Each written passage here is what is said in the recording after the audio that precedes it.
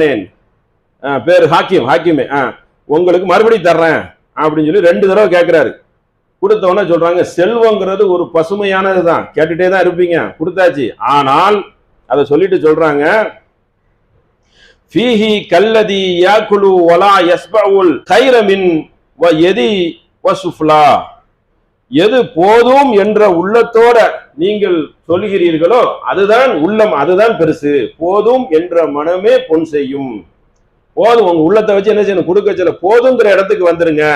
மேற்கொண்டு நீங்க என்ன செய்யாங்க, பேராசையுடன் எடுத்துக்கொள்ளாதீர்கள் என்று இன்னொரு இடத்துல என்ன செய்யறாங்க, ஒரு அறிவுரையை சொல்றாங்க.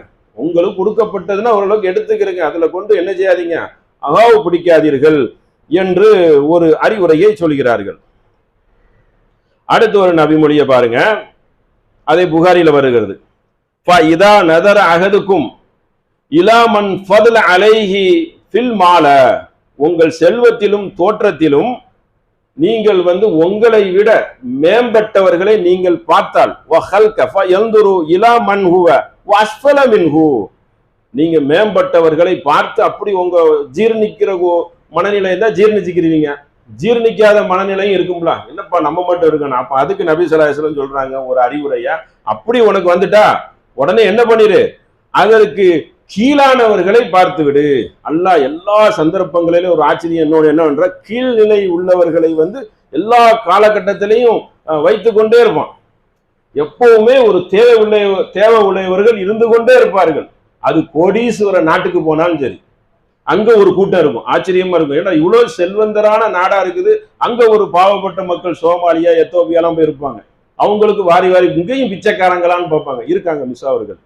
எல்லாத்தையும் அல்லாஹ் என்ன செஞ்சிருக்கான், ஒரு கீழ்நிலையை ஏற்பாடு பண்ணியிருக்கான். பைக்கு கீழே சைக்கிளுக்கு கீழே நடப்பாதை கீழே கேரா பிளாட்ஃபார்ம், இப்படி ஒரு ஏற்பாடை பண்ணியிருக்கிறதுல இருந்தே என்னன்னா, ஒரு மனிதன் அந்த அளப்பாயும் எண்ணத்தில் இருந்து அழகான முறையில வெளியே வந்துடலாம. இப்படி ஒரு ஏற்பாடை உன்னை படைத்தவன் தானே ஏற்படுத்தி வைத்திருக்கிறான், குறைபாடை வைத்திருக்கிறானே. அப்படியே குறைபாடு இல்லைனாலும் உடல் ரீதியா குறைபாடை கொடுத்துருவானே. அப்ப குறைபாடை பார்த்தாவது உன் உள்ளத்தை நீ தூய்மைப்படுத்திக் கொள், கீழ்நிலையை பார்த்து உன்னை சரிப்படுத்திக் கொள் என்று. ஒண்ணு ஜீர்ணிக்கிற அளவுக்கு எனக்கு முடியும்பா அப்படின்னு, அது ஒரு வகை. அதெல்லாம் முடியவே முடியாதுன்னா இன்னும் கண்ணால பாரு, இருக்குதா இல்லையா. நீங்க மத்திய கிழக்கு அரபு நாடு போனாலும் சரி, அமெரிக்கா போனாலும் சரி, அங்கேயும் இருப்பாங்க. அங்கேயும் என்ன செய்யறாங்க, பாவப்பட்ட மக்களை அல்ல வச்சாதானே வாழ்க்கை ஓடும். யாரு வேலை பார்ப்பாங்க, வேலை பார்க்க யாரு வருவா, யாரு சேர் வாருவா, யாரு சாக்கடையை கிளீன் பண்ணுவா.